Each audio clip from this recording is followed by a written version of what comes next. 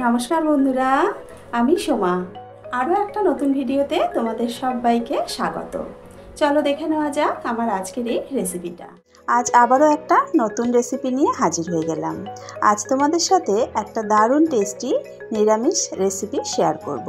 দুপুরবেলার গরম গরম ভাত হোক বা রুটি পরোটা লুচি সব কিছুর সাথেই কিন্তু এই রেসিপিটা খেতে ভীষণ ভালো লাগে। তাহলে চলো দেখে নেওয়া যাক আমার আজকের এই রেসিপিটা। আমি এখানে দু রকম ডাল নিয়েছি। 1/4 কাপ ছোলার ডাল নিয়েছি আর নিয়েছি 1/4 কাপ মটর ডাল। ডালগুলোকে ভালো করে ধুয়ে 2 ঘন্টা মতন জলে ভিজিয়ে রেখেছিলাম, তারপর জল ঝরিয়ে নিয়েছি। দেখো ডালগুলো কি সুন্দর ফুলে উঠেছে আর বেশ নরমও হয়ে গেছে। ছোলার ডাল মটর ডাল দুটো ডালই কিন্তু খুব সুন্দরভাবে নরম হয়ে গেছে। এবার এই ডালগুলোকে পেস্ট করে নেব। তবে ডালের পেস্ট তৈরি করার আগে এর মধ্যে আরও কিছু উপকরণ দিয়ে দেব। এর মধ্যে দিয়ে দেব 4-5টা কাঁচা লঙ্কা, 1 ইঞ্চি আদা ছোট ছোট টুকরো করে কেটে নিয়েছি, দিয়ে দিলাম। এবার দুটো ডাল একসাথে মিশিয়ে একটা পেস্ট তৈরি করে নেব। দুটো ডালই একসাথে মিশিয়ে নিয়ে পেস্ট তৈরি করে নিয়েছি। তবে পেস্ট তৈরি করার সময় খেয়াল রাখতে হবে যেন খুব বেশি পরিমাণ জলের ব্যবহার না হয়। এবার এর মধ্যে দিয়ে দিলাম স্বাদ মতো নুন, 1 চা চামচ দিয়ে দিলাম হলুদ গুঁড়ো, আর দিয়ে দেব 1 চা চামচ কালো জিরে। এই কালো জিরে দিলে পরে মুখে যখন এই ডালের বড়া বা ডালের কোপ্তাগুলো খাওয়া হবে, মুখে কালো জিরে পড়লে বেশ সুন্দর লাগে খেতে। আর দিয়ে দিলাম 1/2 চা চামচ হিং। এবার সমস্ত উপকরণ দিয়ে ভালো করে মেখে নেব। সমস্ত উপকরণ একসাথে ভালো করে মেখে নিয়েছি। এবার হাত দিয়ে এই ডালটাকে খুব ভালো করে ফেটিয়ে নেব। ডালটা যত সুন্দরভাবে ফেটানো হবে কোপ্তাগুলো কিন্তু তত সুন্দরভাবে ফুলবে। দেখো ডালটাকে বেশ সুন্দরভাবে ফেটিয়ে নিয়েছি, আর ডাল কিন্তু ফেটাতে ফেটাতে বেশ অনেকটা নরম হয়ে গেছে। এবার এর মধ্যে দিয়ে দেব 2 টেবিল চামচ বেসন। ডালের মধ্যে কিছুটা জলজলে ভাব আছে। যদি ডালের বড়া তৈরি করা হয় তাহলে কিন্তু এই ডালের ব্যাটারটা একদম রেডি। কিন্তু যেহেতু আমি আজ একটু কোপ্তার আকারে গড়ব, তাই একটু বেসন দিয়ে মেখে নিচ্ছি যাতে কোপ্তাগুলো সুন্দরভাবে গড়া যায়। প্রথমেই খুব বেশি বেসন দেব না, 2 টেবিল চামচ মতন দিয়ে আগে ভালো করে মেখে নেব। মনে হচ্ছে আরও একটু বেসন লাগবে, তাই আরও 1 টেবিল চামচ মতন বেসন দিয়ে দিচ্ছি। আবারও একটু ভালো করে মেখে নেব। দেখো আমাদের ব্যাটারটা কিন্তু খুব সুন্দরভাবে মাখা হয়ে গেছে। এখান থেকে কিছুটা অংশ তুলে এইভাবে দেখো কি সুন্দর কোপ্তার আকারে গড়া যাচ্ছে। এবার কোপ্তাগুলো ভেজে নেব। কোপ্তা ভাজার জন্য কড়াতে তেল গরম বসিয়ে দেব। কোপ্তাগুলো ভাজার জন্য কিন্তু খুব বেশি পরিমাণ তেলের দরকার নেই। 1/4 কাপ মতন তেল দিয়ে নিয়েছি। তেলটাকে খুব ভালো করে গরম করে নিয়েছি। এবার কিছুটা করে ডালের অংশ নিয়ে এইভাবে হাতে প্রথমে একটু গোল গোল করে তারপর একটু চাপটা করে নিলাম। তেলের মধ্যে দিয়ে সুন্দর করে একটা গোল গোল শেপ করে দিলাম। এইভাবে কিছু কোপ্তা দিয়ে দিয়েছি। নাড়াচাড়া না করে একটা পিঠ মিডিয়াম আঁচে ভাজা হতে দেব। একটা পিঠ যখন লাল হয়ে যাবে তখন কোপ্তাগুলোকে উল্টে দেব। কোপ্তাগুলো কিন্তু খুব বেশি হাই ফ্লেমে ভাজলে চলবে না, তাহলে কিন্তু দুটো পিঠ তাড়াতাড়ি লাল হয়ে যাবে আর ভেতরটা কিন্তু কাঁচা থেকে যাবে। মিডিয়াম আঁচে নাড়াচাড়া করে কোপ্তাগুলোকে লালচে করে ভেজে নেব। দেখো দুটো পিঠই বেশ সুন্দরভাবে লাল করে ভেজে নিয়েছি। এবার গ্যাসের ফ্লেমটা একটু বাড়িয়ে দিয়ে আরও একটু লাল করে নেব, কারণ খুব বেশিক্ষণ ধরে কোপ্তাগুলো ভাজলে ভেতর থেকে শক্ত হয়ে যাবে, সেক্ষেত্রে কিন্তু ভেতরে ঝোল ঢুকবে না। বাকি কোপ্তাগুলোকেও একইভাবে ভেজে নেব। আমাদের ডালের কোপ্তা ভাজা একদম রেডি। এবার যে তেলটা আছে সেই তেলের মধ্যে কিছু আলু ভেজে নেব। আমি এখানে দুটো বড় সাইজের আলুকে এরকম ডুমো ডুমো করে কেটে নিয়েছি।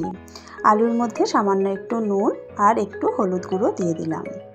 নুন হলুদ দিয়ে আলুগুলোকে একটু লালচে করে ভেজে নেব।